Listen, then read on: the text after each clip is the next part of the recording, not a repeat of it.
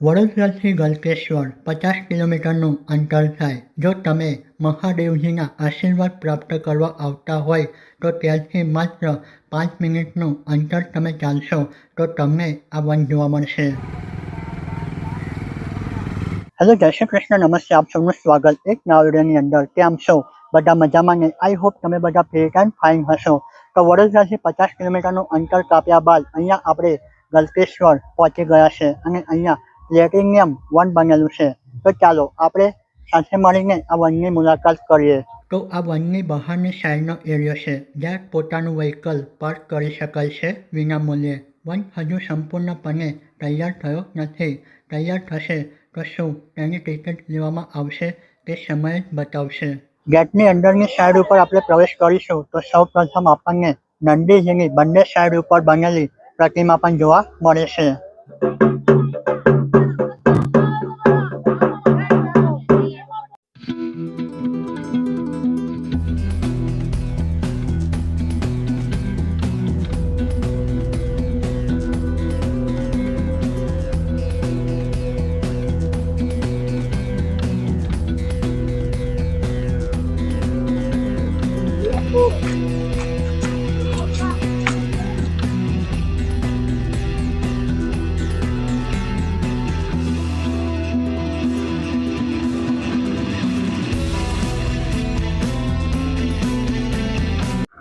તો દોસ્તો, આ ગેટનું નિર્માણ કાર્ય પથ્થરમાંથી બનાવવામાં આવેલું છે.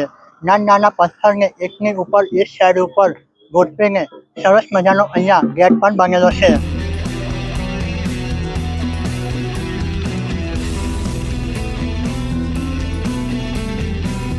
તો આપણા ગુજરાતના મુખ્યમંત્રી ભૂપેન્દ્રભાઈ પટેલે આ વનનું ઉદ્ઘાટન 30 ઓક્ટોબર 2025ના રોજ કરવામાં આવ્યું હતું.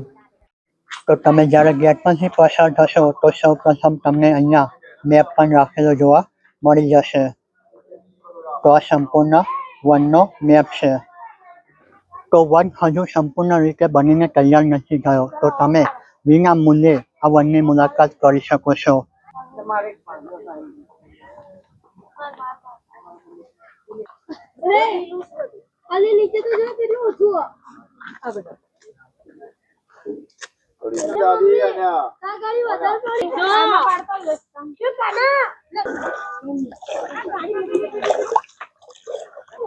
તો આ જે શિવજીની પ્રતિમા છે તેની ચારે બાજુ તમને અહીંયા સાયકસના પ્લાન્ટ લાગેલા જોવા મળશે. ચાલો અહીંયાથી આપણે આગળની સાઈડ ઉપર જઈશું. તો અત્યારે આ રીતનું અહીંયા સ્ટ્રક્ચર બની રહ્યું છે.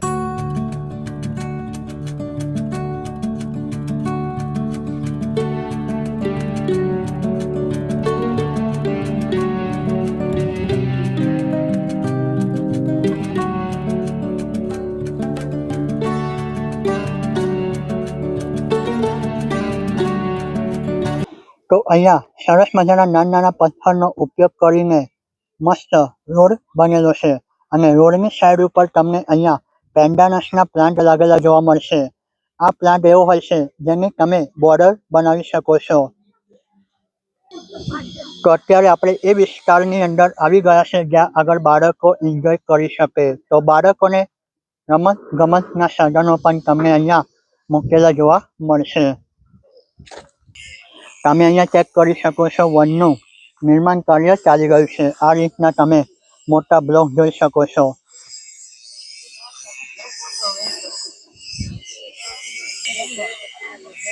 અને અહીંયા રાખેલા છે કોટા સ્ટોન. તો અહીંયા આ રીતનું અહીંયા દાદરનું પણ સેલ્ફી પોઈન્ટ અહીંયા બની રહ્યો છે.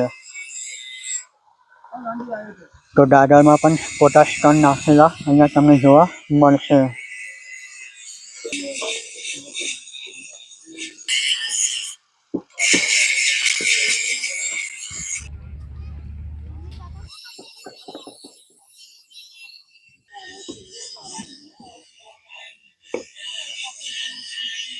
તો આ બોર્ડર લાગેલી છે, રોડ બનેલો છે જબરજસ્ત અને રોડ સાઈડ ઉપર તમને આ રીતના નાના ઝાડવા પર રોપેલા જોવા મળશે.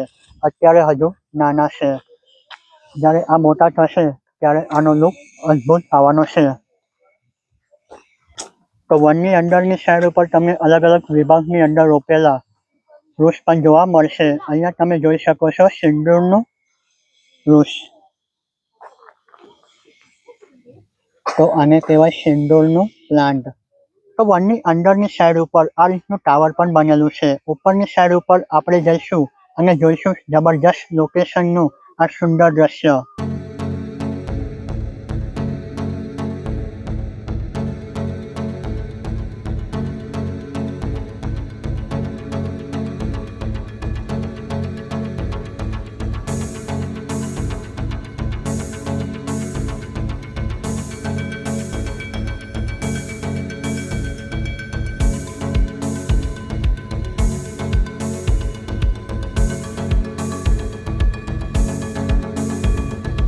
ટાવરનું સંપૂર્ણ સ્ટ્રક્ચર તમને લોખંડનું બનેલું જોવા મળશે. ઉપર જઈને તમે આરામથી 10 થી 15 મિનિટનો સમય ગુજારી શકો છો.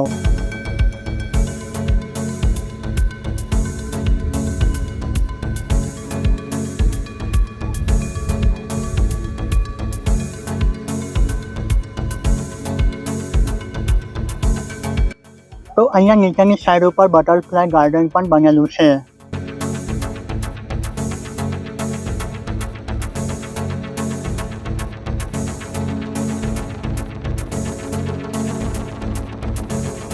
તો આ છે બામ્બુ ગજેમ્બો.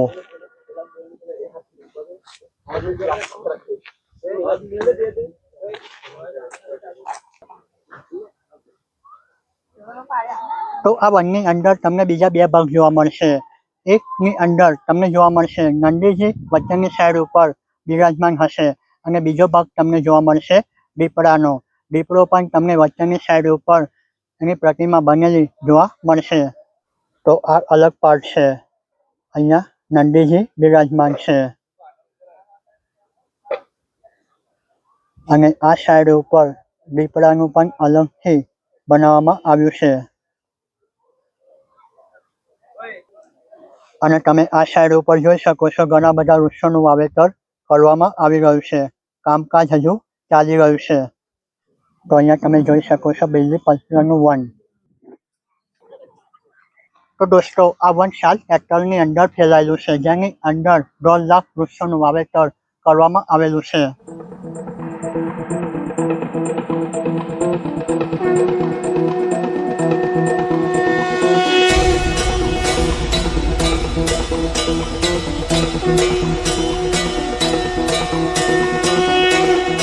તો આ છે ચરોતર સર્કલ. આની અંદર તમે આવશો ને તો તમને જૂના જમાનાની યાદો તાજા થવાની છે. તો આ રીતના સરસ મજાના પ્રિન્ટિંગ બનેલા છે અને ગાંધી બાપુએ દાંડી યાત્રા કરી હતી ને તેમનું પણ અહીંયા પ્રિન્ટિંગ કરેલું જોવા મળવાનું છે.